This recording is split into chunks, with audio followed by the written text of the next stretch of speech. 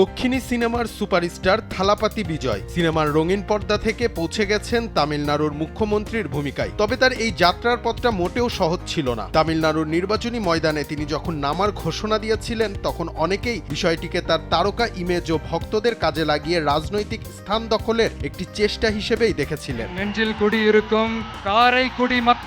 তামিলনাড়ুতে অবশ্য চলচ্চিত্র তারকাদের নেতা হিসেবে নির্বাচিত করার দীর্ঘ ইতিহাস রয়েছে। অতীতে এমজিআর এবং জয়ললিতার মতো কিংবদন্তিরা মুখ্যমন্ত্রী হিসেবে নিজেদের কর্তৃত্ব প্রতিষ্ঠা করেছিলেন। তবে কমল হাসান কিংবা রজনীকান্তের মতো মহাতারকারা তাদের বিশাল ভক্তকুলকে রাজনৈতিক ভোট ব্যাংকে রূপান্তর করতে ব্যর্থ হন। কিন্তু সেই অসাধ্যই সাধন করেছেন বিজয়। তার দল টিভিকে এখন তামিলনাড়ুর একক বৃহত্তম দল হিসেবে আবির্ভূত করেছেন। একক বৃহত্তম দল হিসেবে বিজয়ের এই রাজনৈতিক উত্থান কোনো আকস্মিক ঘটনা ছিল না, বরং এর পেছনে ছিল সুদূরপ্রসারী পরিকল্পনা। এটি কেবল ডিএমকের ওপর মানুষের ক্ষোভের ফসল নয়, এটি সত্যি যে প্রতিষ্ঠিত দলগুলোর ওপর মানুষের ক্লান্তি ছিল। তবে বিজয়ের এই রাজনৈতিক চিত্রনাট্য রজনীকান্তের মতো তার পূর্বসূরীদের চেয়ে সম্পূর্ণ আলাদা ছিল। বিজয় আসলে কি ভিন্নভাবে করেছিলেন যা রজনীকান্ত কিংবা কমল হাসানের মতো তার চেয়েও বেশি জনপ্রিয় দুই মহাতারকা করতে পারেননি? বেশ কয়েকটি কারণে বিজয়ের এই ব্লকবাস্টার নির্বাচনী পারফরমেন্সকে একটি বড় ব্যতিক্রম হিসেবে দেখা হচ্ছে। বিজয়ের এই অভাবনীয় সাফল্যের পেছনে অন্যতম প্রধান কারণ ছিল তার স্পষ্ট বার্তা। তিনি ঘোষণা দিয়েছিলেন যে তিনি অভিনয় ছেড়ে দেবেন এবং পূর্ণকালীন রাজনীতিবিদ হিসেবে কাজ করে যাবেন। এর মাধ্যমে বিজয় প্রমাণ করেছেন যে তিনি রাজনীতি নিয়ে যথেষ্ট গভীর এবং তার এই পদক্ষেপ কোনো সাময়িক বিষয় নয়। এর জন্য তিনি তার দীর্ঘ 3 দশকের ক্যারিয়ার এবং 70টি মুক্তিপ্রাপ্ত ছবিকে বাজি ধরেছিলেন।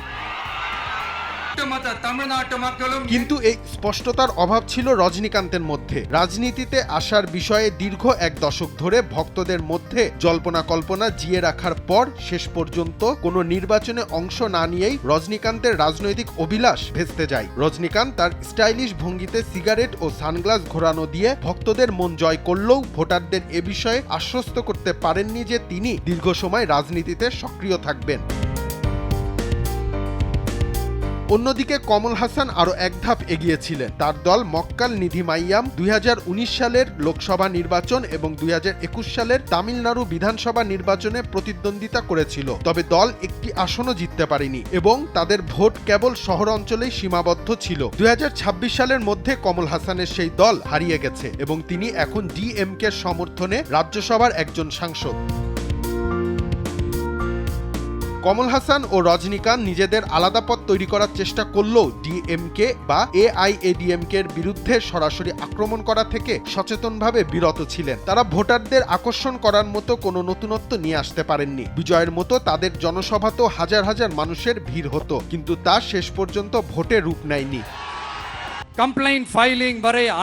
আরেকটি বড় পার্থক্য হলো 2024 সালে দল গঠনের আগে বিজয় দীর্ঘ সময় ধরে পরিস্থিতি পর্যবেক্ষণ করেছেন। 2020 সালের শুরুর দিকে সিনেমার প্রচারণার সময় তিনি বিভিন্ন অনুষ্ঠানে তার রাজনৈতিক মতামত প্রকাশ করতে শুরু করেন। তিনি সবসময় দর্শক এবং ভক্তদের কথা মনোযোগ দিয়ে শুনেছেন। 2019 সালে নাগরিকত্ব সংশোধনী আইনের সমালোচনা করে তিনি প্রথম রাজনৈতিক বিজয়ের বার্তা দিয়েছিলেন।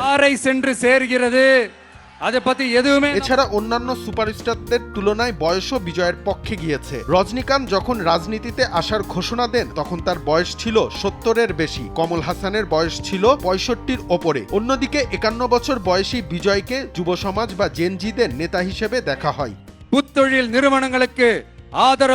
তামিলনাড়ুর 2 কোটিরও বেশি তরুণ ভোটারের কাছে তার জনপ্রিয়তা অত্যন্ত গুরুত্বপূর্ণ প্রমাণিত হয়েছে। তথ্য অনুযায়ী তামিলনাড়ুর ভোটারদের প্রায় 41.5% বয়স 18 থেকে 39 বছরের মধ্যে। তাছাড়া তার ভক্তদের একটি বড় অংশ 35 থেকে 40 বছর বয়সী হওয়ায় তারা সামাজিক যোগাযোগ মাধ্যমে বেশ সক্রিয় কর্মী হয়ে উঠেছিলেন। এটি অনলাইনে তাদের বিরুদ্ধে তৈরি হওয়া প্রচারণা রুখে দিতে সাহায্য করেছে। ডেস্ক রিপোর্ট, দেশ টিভি।